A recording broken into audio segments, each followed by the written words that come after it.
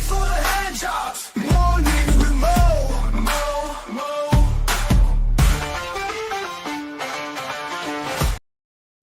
Hey guys, it's Mo on this 19th of March, and I remembered that today is Wednesday, so there will be probably nothing after this today. I have got, well, honestly, I've got all the things to do, but about all the energy to go take a nap, which seems to be a Wednesday thing. I don't know if anyone gets to about Wednesday and all of their giddy up is, well, gone, but that's me this week.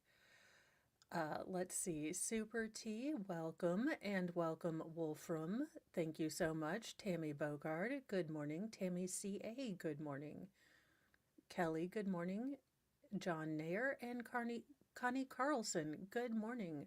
We have tons and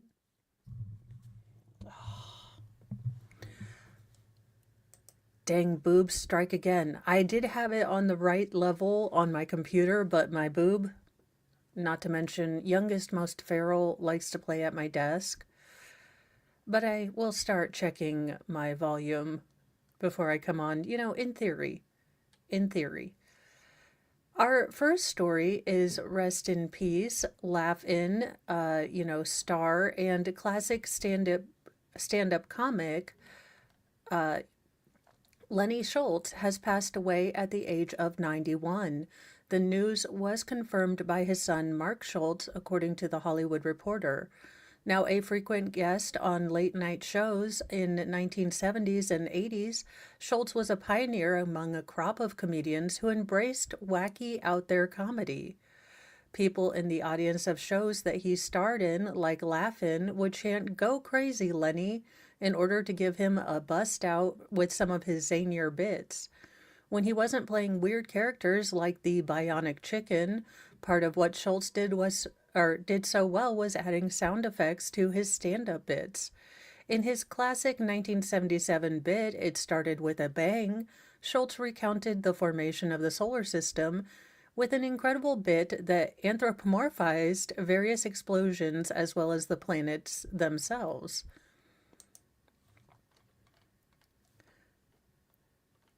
Throughout his life, Schultz wasn't exactly a full-time comedian or actor. As noted by The Hollywood Reporter, he maintained a day job for many years as a high school gym teacher. Humble, funny, delightfully weird, Schultz was often praised by folks like Jerry Seinfeld, Billy Crystal, Jon Stewart, and David Letterman. His legacy lives on in the wide world of physical comedy, and anytime a comedian dares to step outside of anything remotely normal. So there you go. For all those abnormal comedians out there, Carrot Top, here's looking at you, kid. Although Carrot Top, I'm thinking that was more a 3 Mile Island kind of explanation than Lenny Schultz. That's just my guess about the whole thing. Now, y'all in the chat know that every single phone call and, letter that you write into a jail is recorded. We've kind of all known this. Well, apparently, Mr., Sean Diddy Combs did not know that his prison call with Kanye West was being recorded. Quote, collateral damage in a war with Kim Kardashian. It's like a who's who of must-miss television. P. Diddy, Kanye West, and Kim Kardashian. I mean, all people I would pay not to watch on television. Now, Sean Diddy Combs didn't know that his leaked jailhouse call with Kanye West had been recorded for the general public to hear, a close, source told The Post. Now, a video showing Yee, 47, talking on the phone with P. Diddy, 55, was posted on Monday on Instagram by The Shade Room. Now, the video appeared to have been recorded by Yee. However, it's not clear who leaked the video. Well, probably his very nude wife. Puff didn't even know that this was being recorded on video, the source claimed, adding that Combs thought he was having a friend call him to check on his kids. While all prison calls are logged and recorded internally, those records are not generally available to the, public. That being said, apparently all you have to do is be Kanye West, and people just think that's one of the milder things you've done in your life. Now, responding to social media speculation about the recording's authenticity, the source confirmed that the call is real and not AI. Combs is currently being held without bail at the Metropolitan Detention Center, or MDC, in Brooklyn while he awaits trial on charges of sex trafficking, racketeering, and transportation to engage in prostitution. Now, the hip hop mogul has pled not guilty to all these counts. On his call with Ye, Combs encouraged the embattled star to have some effing fun and to get behind the mic. He also thanked Ye for taking care of his kids following his lockup in September. Wait, you left Kanye West as the babysitter for your kids? Dude. Like, that's like leaving Leatherface in charge of, the kids' creche. Just a bad idea. No, I don't know. How about we have Lorraine Bobbitt teaching sexual health and wellness? Or do-it-yourself home circumcisions? I mean, no, let's let Kanye West pay attention. And Killdozer! Love Killdozers. So, P. Diddy has 7 children, a son, Christian, 26, twin daughters, Jesse and Delia, 17, then Quincy, 33, Sure, with an exclamation point. Oh, no, he was, okay, he had children with a singer named B. Sure, with an exclamation point. And they had a son named Justin, daughter named Chance, and Love. Okay, I am so confused. This is a Nick Cannon sort of situation. Diddy's kids are in touch with Ye. The sentences that I never thought would mean anything to anyone. Now, Kanye West excerpt some of Combs' words out of gratitude from the recorded call and used them in an open for a new song, Lonely Roads Still Go to Sunshine, a snippet of which he shared Saturday in a since-deleted post on X. Well, there you go, as you do. Ye is doing Ye, an insider of the Yeezy founders' alleged recording of the call, which they said took place last week. Ye wasn't doing anything nefarious, the source said, adding that the recording likely happened organically. Now, Ye's new track, which also features vocals from his and his ex-wife Kim Kardashian's 11-year-old daughter, Northwest. Now, Kardashian, 44, reportedly tried to stop Ye from using the vocals, which set off a maelstrom between the exes, which is now playing out on social media. I mean, who dresses up in pleather cellophane? Who does this, y'all? Just weird. Now, regarding the call being leaked, the insider said that Diddy is collateral damage in the debacle over Ye's new song, and the beef is really with Kim. Now, the situation is a matter of an older, influential black men knowing these guys are kind of flying blindly, they added. Do what now? Representatives for Diddy did not immediately respond to the post request for comment. When asked if the general public give a damn about Kanye West and Kim Kardashian, all of us said no. In fact, we would like to stop being assaulted with them attempting to be famous. That's what we'd like. Now, in gross, you cannot be any worse of a human, dude. A Georgia firefighter was fired for sharing death scene photos of the twin brothers who are involved in that really mysterious case about the twin brothers who ended up on top of a mountain in Georgia when they were supposed to be going to Boston.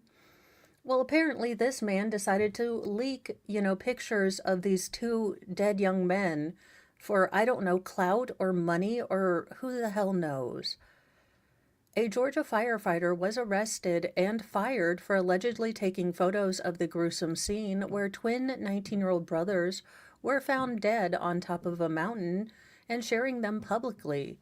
Scott Claren, a volunteer firefighter in Towns County, is accused of interfering with an investigation regarding the deaths of Lawrenceville brothers Kadir and Nazir Lewis on March 8th.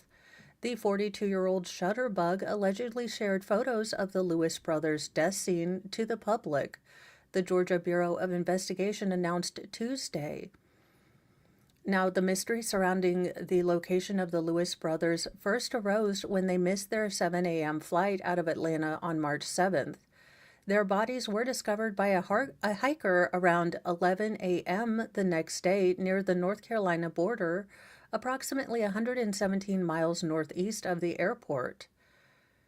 The twins from an Atlanta suburb of Lawrenceville died from a suspected murder-suicide, according to GBI's preliminary investigation. Now, I would like to put a caveat in there that the family vehemently denies that either one of the twins either red-rummed and self-deleted the other. So make of this what you will, but Georgia,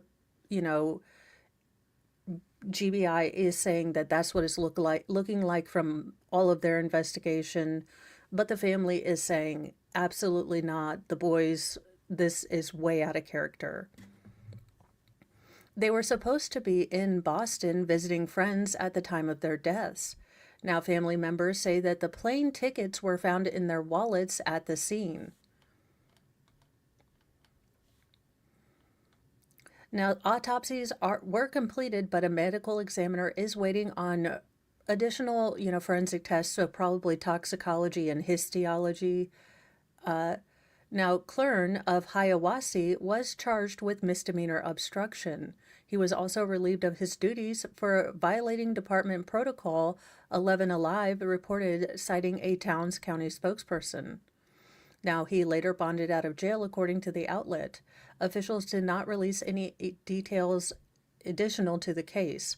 Now, grieving relatives had trouble accepting, the murder-suicide cause of death, claiming that the brothers had a huge support system if they were having problems. We were just trying to figure out what happened, and we're trying to put the pieces together to understand how did they end up out in the mountains. They don't hike out there. They've never been out there. The brothers' aunt, Samira Bronner, told WSB-TV. And they look like, attractive, handsome young men who were going places. So I can imagine that the family is all, just left in a ball of confusion. And then for some a-hole to decide to take, his own little, GoPro handy shots and put them on the internet. It wasn't cool when they did it in Delphi. It's not cool now, and it's never going to be cool. It's gross. Now, the twins' uncle, Raheem Bronner, shared a similar sentiment, saying that he had never heard of the brothers using, violence against each other, being even, in a serious sort of fight. I can't imagine them hurting each other because I've never seen them get it into a fist fight before, their uncle said. So murder-suicide, I just believe that they were extremely incapable of that. So I do wonder what is the story, if we're going to find some things in the background. Maybe there were, some of these ridiculous internet challenges that you hear about where they were kind of being blackmailed or sexploited behind the scenes. I just hope that they are able to give this family an answer. And you jerk face, like, who goes to a family tragedy and was like, you know what, I need internet clout. Really, sir? Ugh, just gross. Well, huzzah, huzzah, the astronauts are back. Now they are not going to have any muscle tone and won't be able to react in, Earth's gravity, but the stranded astronauts Butch Wilmore and Suni Williams have safely splashed down in SpaceX capsule after 9 months on the International Space Station. Which is good. I'm glad they got home safely, and hopefully their recovery will be good. The U.S. astronauts stranded out on the International Space Station joyfully emerged from their rescue capsule following a dramatic but smooth re entry to Earth Tuesday, months after their days long jaunt in orbit turned into a headline grabbing space odyssey. Butch Wilmore, 62, and 59-year-old Suni Williams splashed down off the coast of Tallahassee, Florida. Let's see, Mo in the deep end. So, my question to them: how was their first night of sleep? Zero gravity to 1G gravity after sleeping for 9 months? I don't know. I don't know. I would think that if you didn't have gravity, certain things would be more difficult to do. Yeah, let me increase my sound more. I am up to 160. So let me see if I can get my mic a little bit closer. And uh, I think I turned myself down to do chord as well because I can blow you guys out when I don't mean to. Now, I do hope that these, astronauts get a lot of physical therapy and think that they are going to have a lot of time, trying to rebuild those muscles that have atrophied when they were in zero gravity. So I do hope that they get a lot of support with that. And hopefully, it wasn't all bad. These stranded astronauts conducted about 150 experiments, or about 900 hours worth, during their extra time in space, which will be instrumental in the future of human space travel. Joe Montebleno, NASA's Deputy Associate Administration head for space operations, told reporters after the safe splashdown: "The work we do on the International Space Station benefits the nation, the people of Earth, and are the building blocks for going back to the moon and then to Mars."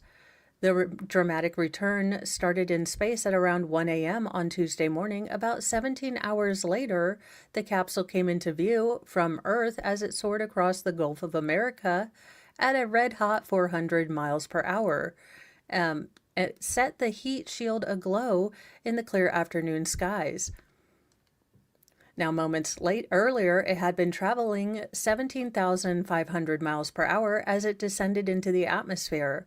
Four parachutes then erupted from the capsule in a perfect formation, gently lowering the scorched aircraft into the balmy Gulf waters at just 16 miles per hour. The crew was heard telling Mission Control that they were grinning from ear to ear in radio chatter picked up by CNN moments after the safe landing. Yeah, you could not pay me enough, y'all. That looks like all of the miss me activity. But I mean, it's pretty cool looking. I mean, I'm not going to lie. And look, even the dolphins decided to come visit them. They're like dolphins. They're like, hey, welcome back, y'all. Yeah, no, you could not pay me any amount of money to do that. That's a no. An armada of recovery boats rushed to the bobbing capsule to make sure it was secured and safe, as a school of dolphins even showed up and swam alongside it as it was pulled back to the main recovery vessel. The capsule was lifted from the water onto the recovery ship's deck about 30 minutes after splashdown. The triumphant homecoming comes a baffling 278 days behind schedule. When Williams and Wiltmore first arrived at the International Space Station, June 2024, they were only scheduled to stay on that for about 10 days, as you do. I mean, y'all, can you imagine being in that little floating, tin can on top of the big ocean? Now, I'm one of those people, I don't fly often, but I am one of those people that would rather be the hell out of this, mobile tin can as fast as possible. And I have to force myself to sit down and wait for the throng of people that also could not be bothered to stay in this death trap one more second longer. But I could just imagine those 30 minutes of having to wait in the ocean, to get out into actual earth air had to be the longest damn 30 minutes. Like they didn't even get any peanuts or nothing. I would be in, I would, look, my ADHD would have been at full blown, like I am going to talk to the next person. And I'm an introvert, y'all, so I don't generally accost people with a lot of peopling, but I would not stop talking. Like, I have more people to annoy with the sound of my voice. I am going to do it. Now, much to the relief of the watching world, more than 2 million people were watching from SpaceX live feed on X. The Dragon Freedom's hatch was opened about 40 minutes after it touched down in the Gulf. After being helped out of the capsule on wheelchairs, a standard practice for astronauts returning to Earth's gravity, the astronauts were taken to a medical facility on the ship for assessment. Now, they will soon be whisked away to Johnson Space Center in Houston, home of NASA's Human Spaceflight program, where they will spend several days being evaluated by doctors and getting back on their feet after months in zero gravity. Long stretches living in space can result in muscle atrophy and vision impairment upon returning to gravity, each of which and other problems they will be monitored before being cleared to return to their families. They have to get better. It's going to be a little tough for them. It's not easy, They're up there a long time, President Trump told Fox News host Laura Ingraham Tuesday after their return. And when they do, they'll come to the Oval Office. Although, why do they look like they're going to be Among Us or the Scrubbing Bubbles guys? Interesting. Well, best of luck to them. Now, I don't know what y'all, I talked about having mom squads out there, but this is not what I was talking about. I'm tired of you bad A little kids.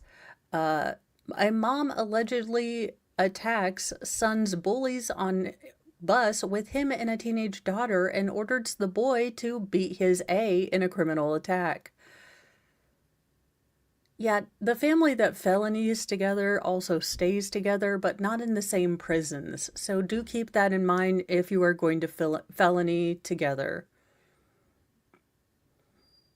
I mean, yeah.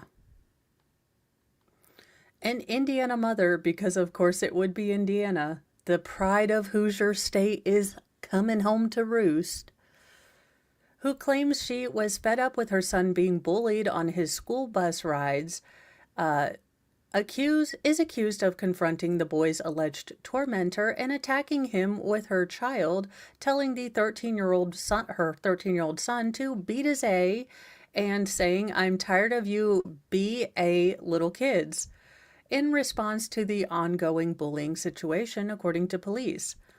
I'm going to tear this up.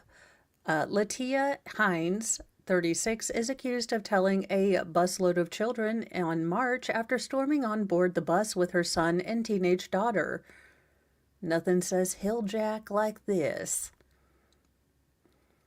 Now, cops say that cell phone footage, which was obtained by local Fox affiliate WXIN, features audio and video of the incident that was originally shared on Facebook.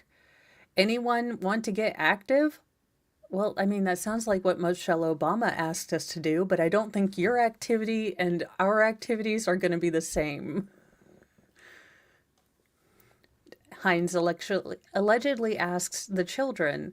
An 8th grader who was said to have been involved in the bullying situation is described by police as the person that Hines allegedly targeted, with officials saying he claims to be a victim of verbal attacks and racist comments hurled at him by her son, who claims he did it in response to being bullied.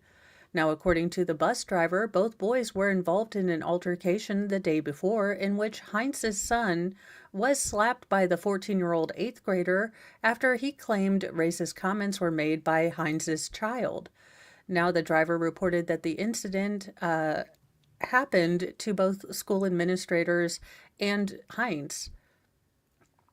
Now, the parent and sisters sister boarded the brother's school bus to, even the score.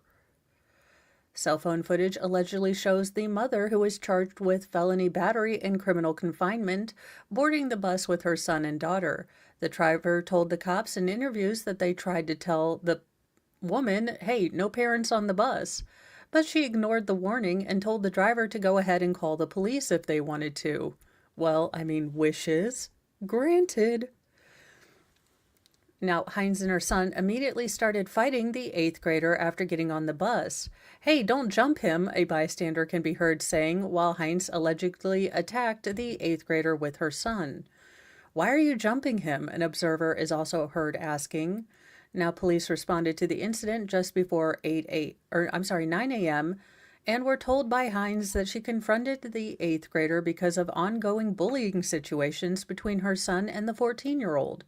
Now, Hines claimed that her son came to her and explained how he was slapped across the face by the other boy, and she wanted him to settle the score. That is not how. No, no, no. This is the dumb. Look, ma'am, I don't know what you're doing, but showing your son how to felony assault another kid is not how you take care of things.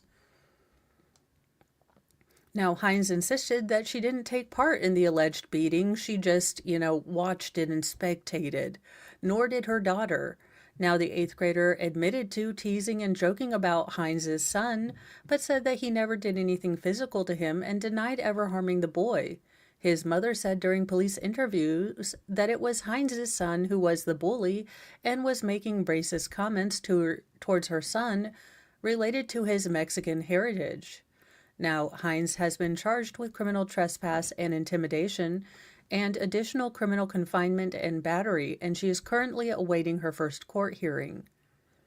Yeah, so I say expel the whole family. Well, never try to marry an OnlyFans model. OnlyFans model charged with unaliving a man who paid her $11,000 to, do something kinky. Let's find out what we were supposed. Is her name? Okay, Pigsies? Look, I don't know. She's a beautiful woman, but possibly don't red rum people that paid you. Now, an OnlyFans model is facing a murder charge after a man who paid her $11,000 died during a BDSM fetish video that the two were performing. Oh God, please don't tell me what he had in his mouth. Michaela Brachet Radlerstam, 31, recorded a kinky video for her OnlyFans profile with Michael Dale, 55, at his Escondido home after receiving the hefty payment to bind him in plastic wrap and duct tape. You guys, I think, can see where this is going. Unfortunately, he passed away from asphyxiation, according to an affidavit reviewed by the San Diego Union Tribune. You're going to need to pay me a lot more than that to want to wrap you in some, plastic wrap. I don't know if y'all have tried to wield cling wrap. It is... Look, Kathy Bates made it look easy in Fried Green Tomatoes, but I'm telling you, cling wrap is very hard to wield. Now, despite having never before engaged in BDSM sex, she decided that she would give it the old college try. She told cops she was hired by the victim to wrap him like a mummy in saran wrap and glue a pair of women's boots to his feet. The fuck is going on here? That is, look, $11,000 is not enough to glue shoes to your feet. I can't. As you do. Now, troubling video of the April 17th, 2023 encounter shows Dale had duct tape over his mouth and his head was swathed in cling wrap that was further duct taped. A plastic bag was also secured with tape over his entire face and head. I think I've figured out the problem. You kind of need to be able to breathe out your mouth hole or at least out your nostrils. While Dale was suffocating on the floor, this woman was performing sex acts nearby for OnlyFans videos she recorded on her phone. So she wasn't even flicking her bean in his general direction. She was over here like filming a whole other thing. I mean, I why is there a toddler in the background looking like Chucky fell out her butt? Damn it. Stop saying things that just come out of your head without a filter. That being said, most inappropriate placement of a toddler human child ever. Now, the plastic wrappings were all left in place for a total of 8 minutes, with Dale's arms and legs also bound tightly, preventing him from removing the materials from over his mouth and nose. Now, the video shows that the Rylersdam, whose performance name is Ashley Sincal, realized that something had gone horribly wrong 8 minutes later.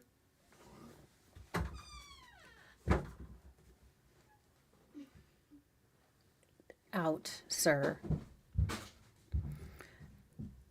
Now, cops arrived at the scene to her trying to perform CPR on the unresponsive Dale, who was declared unfortunately brain dead. And I shouldn't be laughing or smiling.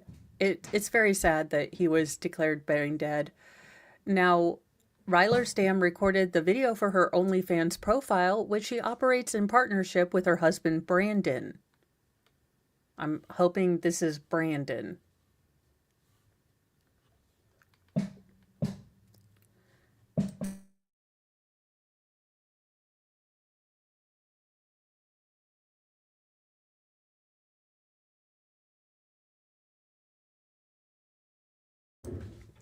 Now, a lawyer for the mother of 3 claims that she was engaged in consensual activities and did not expect that Dale would die during the encounter. You wrapped him in duct tape, then saran wrap, then a plastic bag, and you're like, I have no idea what happened, Your Honor. You're like Sarah Boone. It was unintentional, except what I intentionally did that he paid me for. I don't know how this is going to go for her. Now, she was arrested last month and is charged with second-degree murder, to which she has pled not guilty. She is awaiting her trial from jail, where she is being held without bond. And I'm sure her husband is so A-okay happy with her idea to do an OnlyFans. Also, ma'am, I don't know where you are going to be, wearing this dress, but I mean, I'm going to be able to see if you needed an episiotomy, okay? So I'm going to need you to pull that skirt down in the presence of your, redheaded child behind you. I mean, unless you're wearing colored, leggings, which I don't think so, but that is just, look, everyone is going to see your clam jam if you bend over at all. Ooh.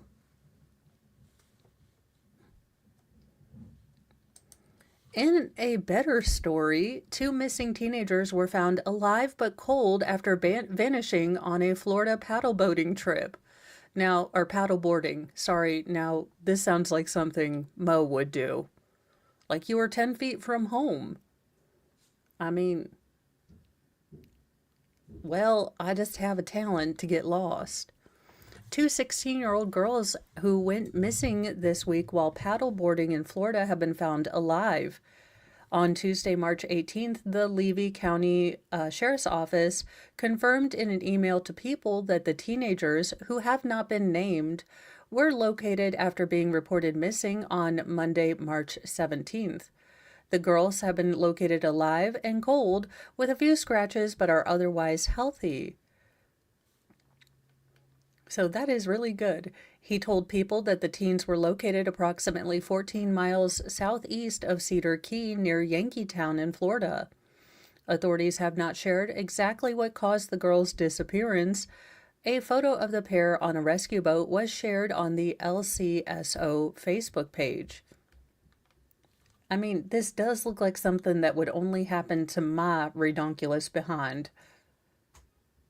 That being said, they would have found the paddleboard before they would have found my happy behind, because I'd have fallen off like within the first second. Now, the update came after officials said in a Facebook post on Monday that the girls did not return from a paddleboard excursion in Cedar Key that day. They were last seen around 4 p.m. paddling towards Cedar Key from Asinta Oti. We have one coming up. I was trying to find, more good for humanity stories, but we do have one, the next story. Well, Kiwi, it was a short skirt. Now, the girls were sharing a black and white paddleboard, authorities said, sharing a photo of the pair on the board, both kneeling down and facing opposite directions that had been taken earlier that day. Now, authorities also confirmed that the LCSO Marine Unit and the Florida Fish and Wildlife Conservation Commission, along with the U.S. Coast Guard, had been searching by air and water per the post before the missing girls were located. Now, the U.S. Coast Guard's team in Tampa Bay told people in a statement that Coast Guard air and surface crews assisted partner agencies in the search for two missing girls off of Cedar Key. The Levy County Sheriff's Office reported that both girls were found by a Good Samaritan at 8:30 a.m., a statement added. Now, Coast Guard crews searched about 1,074 square miles from approximately 8 p.m. to 9 a.m. I mean, that kind of sounds like... Also, yeah, I have been comfortably told that alligators will not even let you order Papa John's, okay, without getting all pissy about it.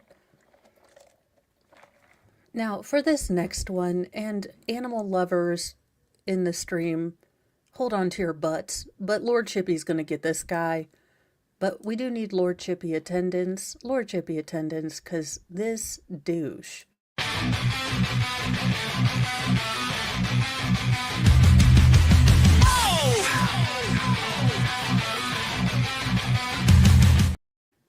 Okay, this absolute butt monkey with a side of dermatitis.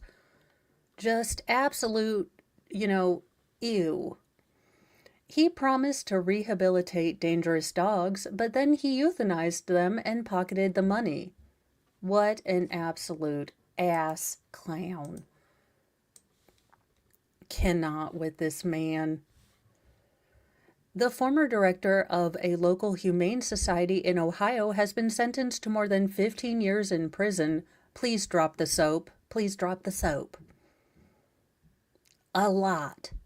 In fact, if we could collectively come together and pick out your prison girlfriend, husband, I would be happy with it. Because I'm going to pick the biggest, ugliest, grossest guy ever.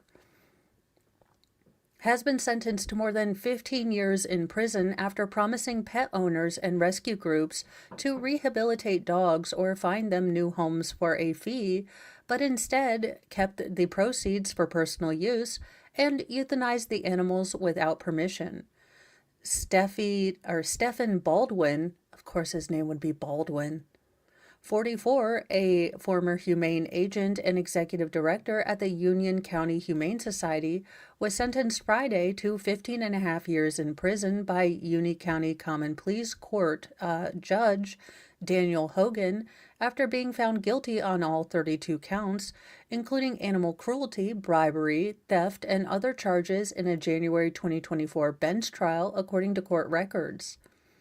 Now, on top of prison time, Baldwin is prohibited from owning or caring for companion animals for life. Baldwin presented himself as a caring lover of dogs and claimed to have a 99%, successful adoption rate for behaviorally challenged dogs.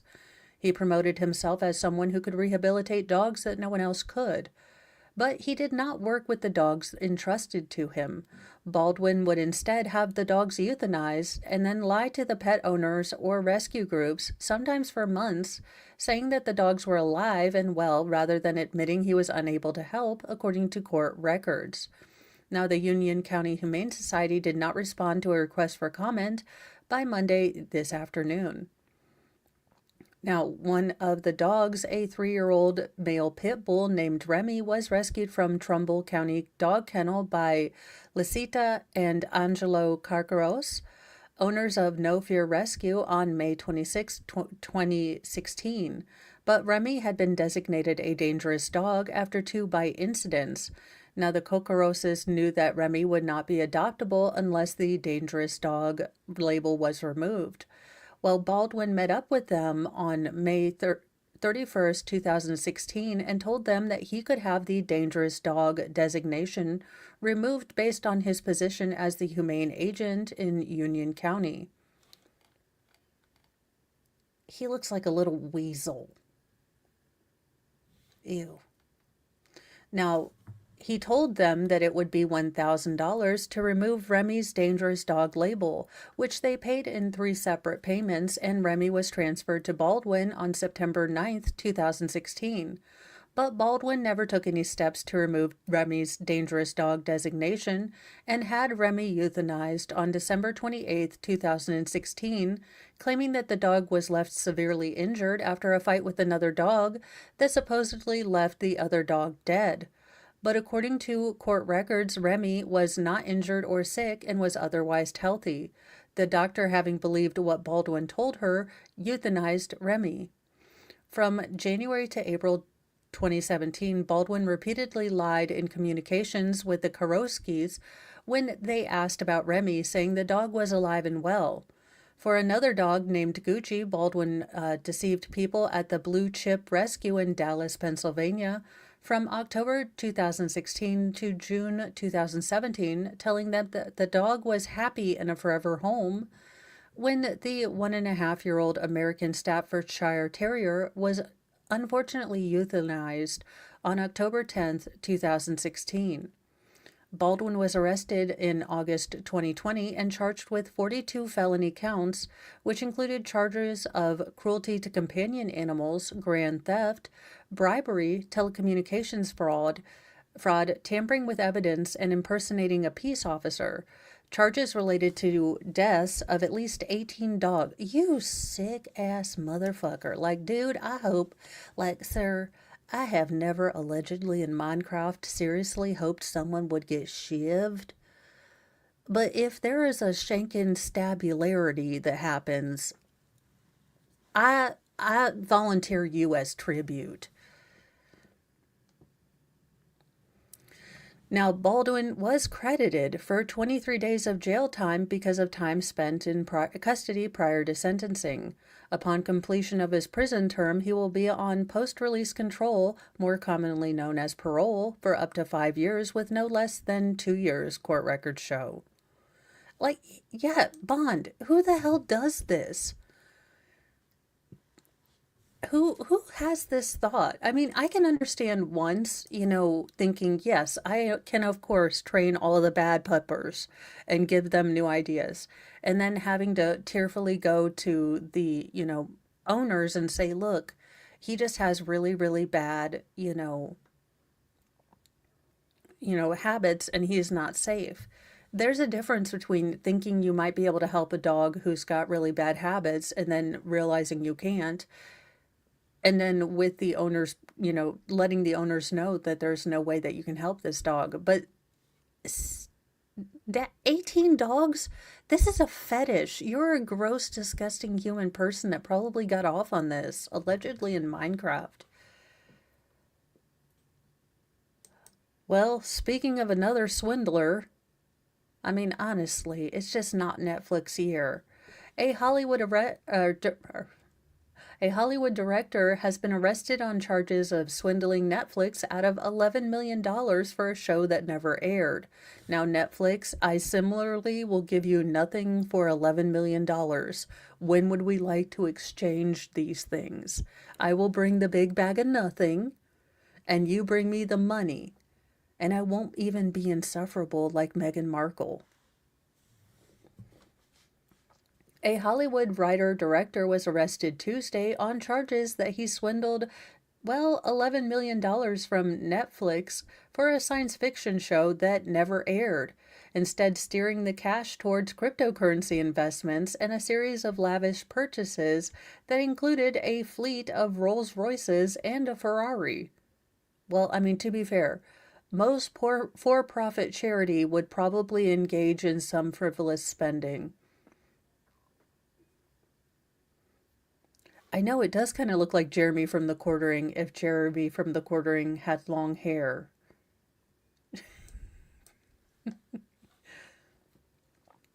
Carl Eric Wrench, perhaps best known for directing the film 47 Ronin, has been charged with wire fraud and money laundering over what federal prosecutors allege was a scheme to defraud the streaming giant. Now, it is unclear if Wrench has hired an attorney. Netflix has declined to comment thus far. Now, prosecutors say that Netflix had initially paid for about $44 million to purchase an unfinished show called White Horse from this director, but eventually doled out another $11 million after he said he needed the additional cash to complete the show. Now, rather than using that additional $11 million to wrap up the production, he quietly transferred the money to a personal brokerage account where he made a series of failed investments and lost about half of the $11 million in 2 months. I mean, if you're gonna go hard in felony embezzlement, go all the way. I'm surprised he didn't, invest in fidget spinners because they're going to be huge.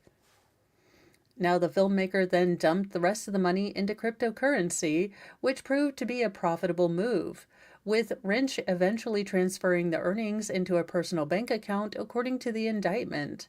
From there, he spent about $10 million on personal expenses and luxury items that included a spending spree that, according to prosecutors, totaled about $1.8 million on credit card bills, about $1 million on lawyers to sue Netflix for more money, $3.7 million on furniture and antiques, $2.4 million for 5 Rolls Royces and 1 Ferrari, and $652,000 on watches and clothing.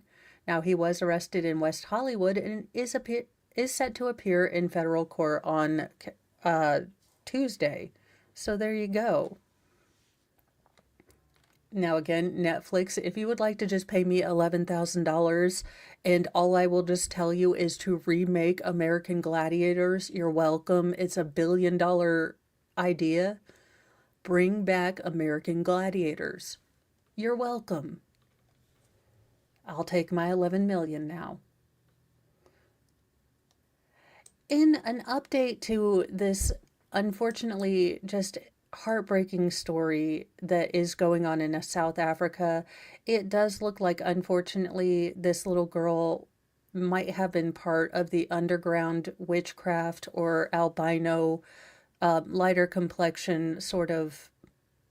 I can't believe it's an industry, but yes, there is a market for albino children and children of lighter complexions, different colored eyes, for their body parts to be used in witchcraft in South Africa, in Africa, and that might be what might have happened in this case. I have brought you this case before, and it looks like, heartbreakingly, this little girl's mother might have tried to sell her for both monetary but also religious gain.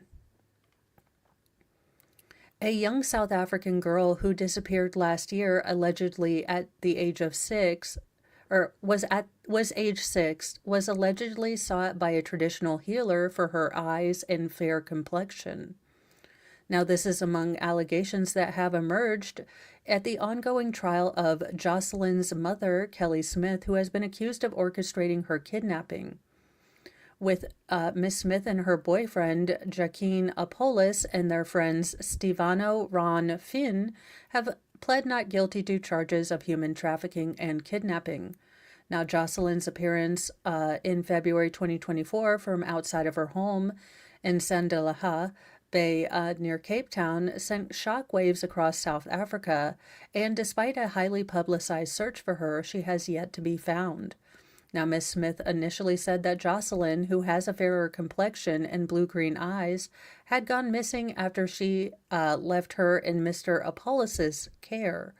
Now, prosecutors later accused her of having sold, delivered, or exchanged the 6-year-old and lied about her disappearance. Now, the trial, which is in its third week, is being held at the community center in Sandalaha. Now, during the first week of trial, the court heard details about the day that Jocelyn went missing, including that Miss Smith only alerted the police more than 6 hours after she had noticed that the young girl had gotten missing.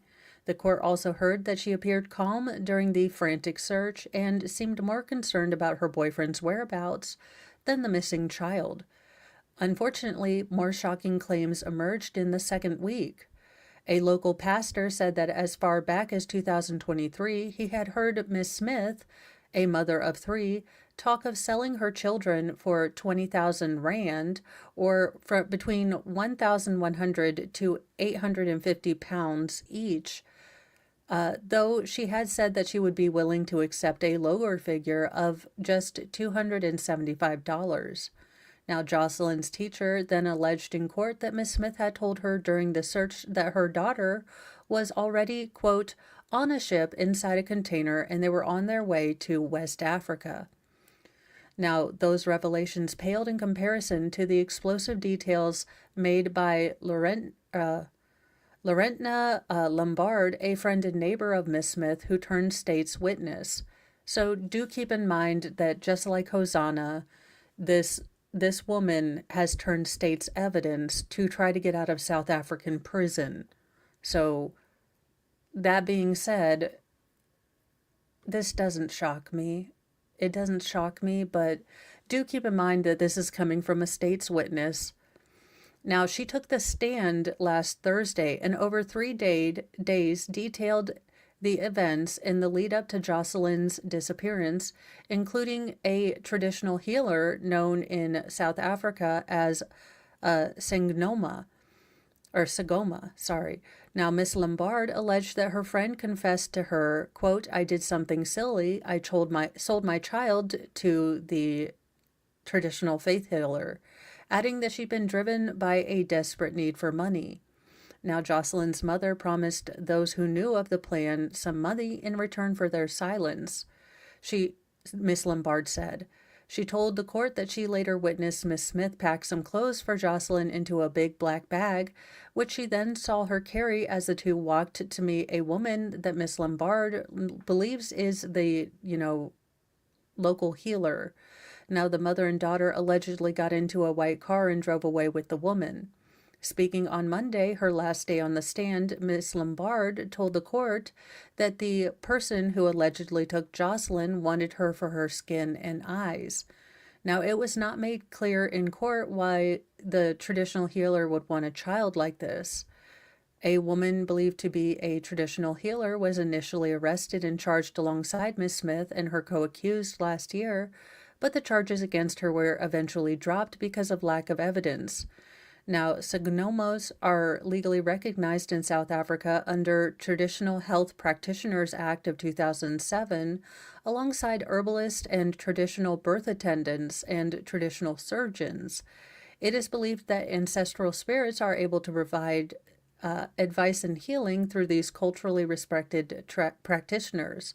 Now, some charlatans are involved in unscrupulous traditions or so-called cures and have been known to sell good luck charms that involve body parts. Now, Miss Lombard expressed sorrow over her role in Jocelyn's disappearance, saying she had tried, without success, to stop Miss Smith from selling her daughter. Now, she appealed to whoever might have taken the girl to please bring her back alive. So, I really, really hope that this was run-of-the-mill evil versus this extra uber level, final form Jesus. And I hope he just floods us all out at this point. I hope this isn't the case. I do know that these practices go on, and I think they're horrifying and incredibly sad. So I hope it was just regular, everyday, run of the mill evil than this just steroid level evil. But I can't make you guys any promises, and I wish I could. I will keep, looking into this case just because it's so completely foreign to me. But if they come up with more, reporting about this, then I will be sure to let you guys know. Hopefully this little girl gets justice, and I can't imagine South African prison's gonna be great. That being said, miss me with this, y'all. This is how my snapped episode starts. An unplanned 8-hour flight to nowhere leaves passengers stuck where they first started. It was a round-trip flight. Passengers endured an uncomfortable 8-hour flight to nowhere when their plane was forced to turn around and return home before they arrived at their destination.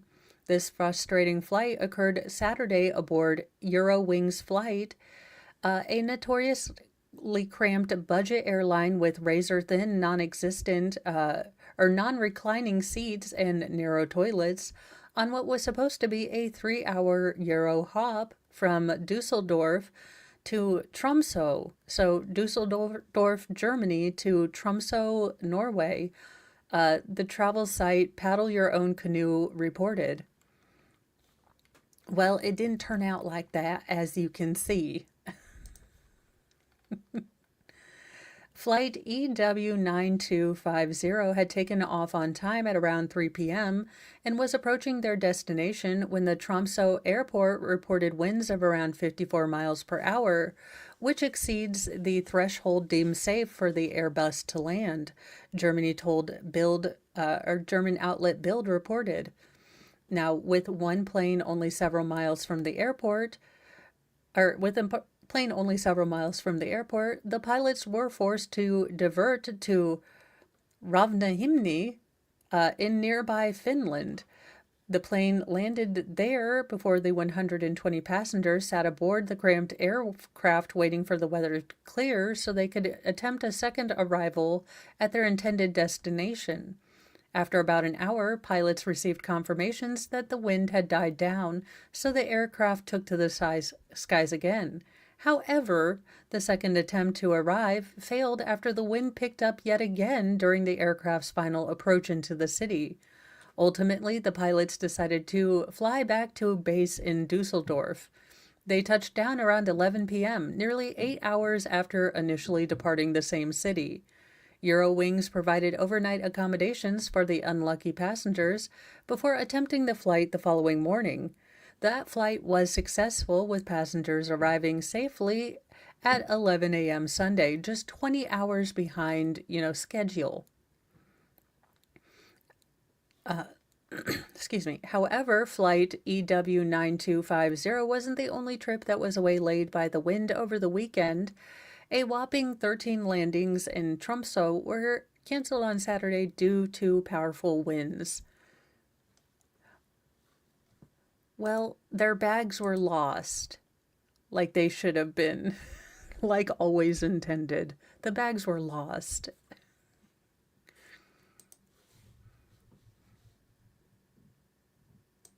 Now, this looks like a cool ice cream shop for our last story of the day. Now, I don't know that I'd go all the way to New York to go try it out, but it does look cool. Russian roulette for dessert, new ice cream shop picks the flavor for you. So, unless they had really disgusting flavors, like nothing gross, okay? You never know what you're going to get. At Surprise Scoop, a new ice cream shop in the East Village, customers don't get to choose a flavor. The only menu item is surprise ice cream for $9.18. Now, the customer's order via a touchpad in a sparse, nearly empty storefront, noting allergies or any preferences if they desire. The former will be honored, but there are no guarantees about the latter, and they can also specify if they want whipped cream or a cherry on top. Moments later, a scoop of ice cream in an open cardboard container appears in a small pickup window.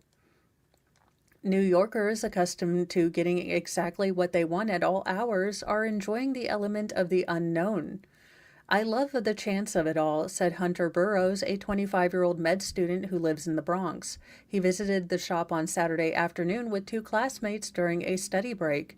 His ice cream had a chocolate element and some other flavors that he couldn't quite identify, but he liked it.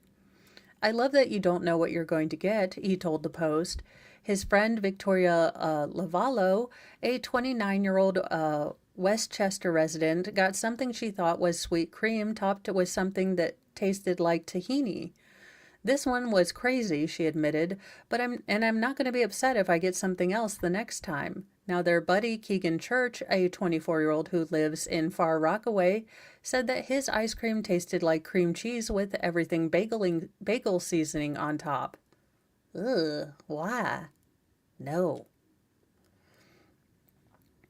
Surprise Scoop was opened at the end of 2024 by Jackie Liu, a 32-year-old Brooklynite who also owns Stuffed Ice Cream, a shop in Bensonhurst known for its ice cream bouquets and cruffs, or glazed donuts stuffed with ice cream and covered in toppings. He said he got the idea for Surprise Scoop after going to restaurants and asking servers to surprise him with items they brought to his table. We tend to go for what we're comfortable with, and there are a lot of new things out there to try. When he first opened the shop, he thought he had to play it safe and surprise customers with traditional flavors like vanilla, chocolate, and strawberry, but they weren't popular. We got a lot of bad reviews on Google. He said people were mad they were paying so much money for chocolate. They want something adventurous. So in January, he started offering more unique flavors such as pickle, the tropical plant pandan, and Flamin' Hot Cheetos. At least 90% of our flavors are flavors you won't find in any other ice cream shop. Customers can post photographs of their ice cream on social media, tag Surprise Scoop, and guess what flavor they got. We will tell them if they're right, said Lou, but only 3 flavors have been correctly identified so far.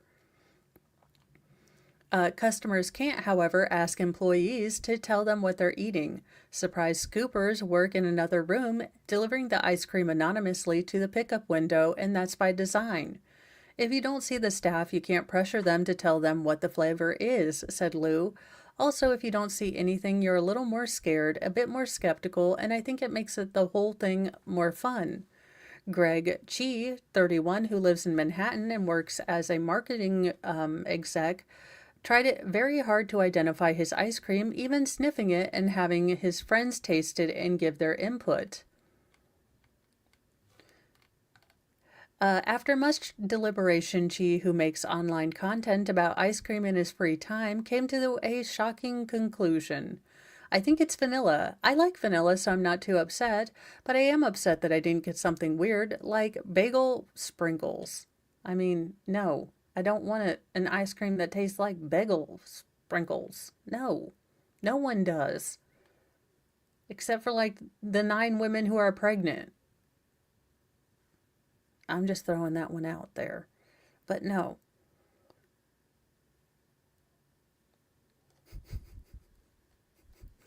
I do like that it's kind of good for introverts. You get presented with a bowl of ice cream, make no eye contact with the ice cream server, step to the left. I do kind of like that. Banana and anchovy. Well, yeah. People just cannot be left to their own devices with ice cream or onions or anything. But, that being said, we did end the news on ice cream, which I thought is a good idea. Now, just some housekeeping. There will be no evening stream tonight because, well, it's date night, and I actually remembered that, it's Wednesday today, which is something I was unable to accomplish last weekend. So really, you know, just be better than you were last week. And since last week I forgot Wednesday, I'm doing a whole lot better. That being said, I will probably record something for Friday, but Friday and Saturday I will be out of town, so there won't be any streams. And then I should do something on Sunday. But that's kind of what the week is shaping up with. Tomorrow I am being forced to basically sit my behind down and just stream so that I am functional for this weekend. So I will. P. Lola's mom, I want to say that we would go out and get ice cream, but honestly, I could just go back to bed. I know it's sad, but I don't know where my motivation has come or gone, but it's not here right now. Maybe by the time it's afternoon, I'll be motivated to do something. We have started watching Attack on Titan, so we'll probably sit down and I'll help Mr. Mo write down a list because we are packing, for a funeral for the wild feral boy children. So making sure that they actually pack clothing, and then everyone's, do you have your pillow, your charger, the 900 things you need to have when you go even 3 hours away. And then, because we're trying to save money too, we've got, sandwich fixins. So we'll probably go to Walmart on our date, is the long and short of that. As we get things, because it never fails. You just need an entire daggone moving truck when you have a big family and you're going out places. Well, I mean, they would attempt to pack, and what would come to our place would be, like a sock and a pair of underpants. So I will be packing for all of the boy children. I'm letting the girl children pack for themselves because quite the opposite of underpacking. No, my girl children will be overpacking. Like, because we need all the makeup and a hairdresser and a curling iron, and everyone has to have their own. That being said, though, if you can't get together for family, who can you get together for? So I am going to go work on those things. Thank you guys so much for joining me with Mornings with Mo. I know this has been a wonky week. Hopefully next week we will be back on schedule, and we will hopefully get done with Stacy Rodriguez this week and on to the next train wreck trial for Petty Express. Thank you guys so much for joining, for your support. Be kind to yourself, be kind to others, but carry a can of bitch fire because kindness doesn't equal doormat. Bye, you guys.